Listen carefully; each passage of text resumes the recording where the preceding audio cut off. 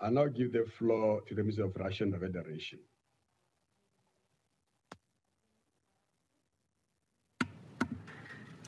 Mr. President, to begin, I wish to welcome the new permanent representative of the United Kingdom, Dame Barbara Woodward.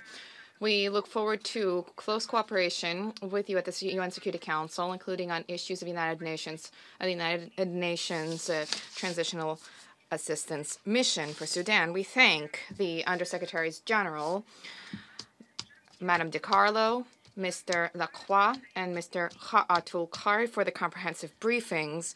We concur with the assessments that have been voiced, namely what was signed by Juba on 3 October. I refer to the peace agreement. This peace agreement is a unique opportunity to deliver long-term stabilization for the country and transition to progressive development. We are heartened by the fact that the Sudanese authorities stand ready to tackle head-on those issues which are root causes for the conflict, including in Darfur.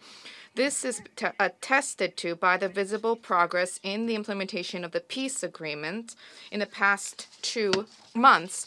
I wish to recall the following. The success of the Sudanese negotiations process was in large part due to the mediation efforts of the South Sudanese and the personal efforts of President Salva Kiir. Moreover, the progress that has been observed in establishment of good neighborly relations between the two countries should have a positive impact on the entire East African sub-region.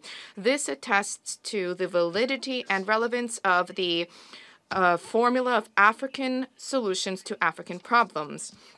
Sudan is encountering thorny issues which have been compounded during the coronavirus pandemic. There is a need for decisive measures to be undertaken to rebuild the country's economy and to deliver upon peace-building goals. In this connection, we emphasize the importance of UNITAMs reaching full capacity as soon as possible.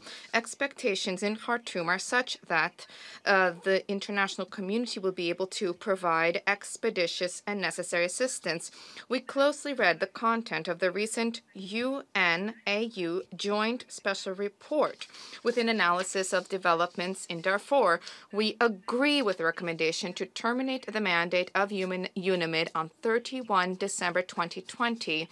We believe there's a need to prioritize the views of the Sudanese authorities vis-a-vis all parameters for peacekeeping missions closure and the organization of the operations of UNITAMs. The situation in Darfur has not undergone significant negative shifts. Intercommunal clashes which occurred in individual states do not change the overall landscape. An immediate and coordinated response by the authorities to these incidents, as well as a national strategy for the protection of civilians, which was drafted and implemented, both of these point to Khartoum's focus on an integrated approach to stabilization.